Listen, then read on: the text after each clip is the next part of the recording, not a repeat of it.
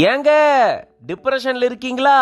அப்ப கூமாப்பட்டிக்கு வாங்க அப்படின்னு இந்த இளைஞர் கூவி கூவி அழைச்சத பார்த்து கூமாப்பட்டிக்கு போனீங்கன்னா தான் உங்களுக்கு டிப்ரெஷன் வருமா? ஏங்க யாரும் இங்க வராதீங்க அப்படின்னு பொதுப்பணித்துறை இப்படி ஒரு அறிவிப்பு கொடுத்திருக்காங்க.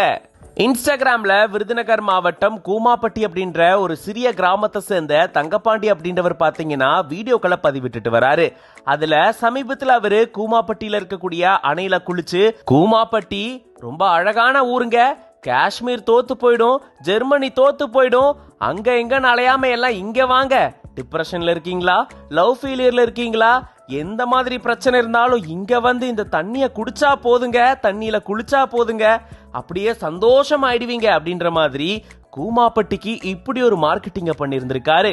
சோசியல் மீடியாவை ஓபன் பண்ணாலே கூமாப்பட்டி கூமாப்பட்டி கூமாப்பட்டி தான். அந்த அளவுக்கு பயங்கர ட்ரெண்டிங்ல இருக்கு இந்த கிராமம். இதுக்கெல்லாம் முழு காரணம் இந்த இளைஞர் தான். இந்த நிலையில தான் இப்போ இது தொடர்பான இன்னொரு அதிர்ச்சியான தகவலும் வெளியாகி இருக்கு. இதை நம்பிட்டு எல்லாரும் கூமாப்பட்டிக்கு அந்த அணையில குளிக்கிறதுக்காக போறாங்களாம். ஆனா அந்த அணையில குளிக்க தடை விதிச்சு 5 வருஷம் ஆகுதான். இந்த கிராமம் பாத்தீங்கன்னா மலையடிவாரத்துல இருக்கு. மலைகளை ஒட்டிய பகுதியில பிளவுகள் அணை இருக்காம். அந்த அணையில தான் இவர் குளிக்கிற மாதிரி வீடியோ போட்டிருக்காரு. அந்த அணை பொதுப்பணித்துறை கட்டுப்பாட்டுல இருக்கு. அந்த அணையில குளிக்கிறதுக்கு தடை விதிக்கப்பட்டு 5 வருஷத்துக்கு மேல ஆகுதான். இதை நம்பிட்டு இங்க வந்தீங்கன்னா நீங்க ஏமாந்துதான் போயிடுவீங்க, அப்புறம் உங்களுக்கு டிப்ரெஷன் தாங்க வரும் அப்படின்ற மாதிரி இப்படி ஒரு தகவலை தான் பொதுப்பணித்துறை சொல்லியிருக்காங்க. என்னடா அது, கூமாப்பட்டிக்கு இப்படி ஒரு சோதனை வந்துருச்சு அப்படின்ற மாதிரி இந்த செய்தி அமைஞ்சிருக்கு.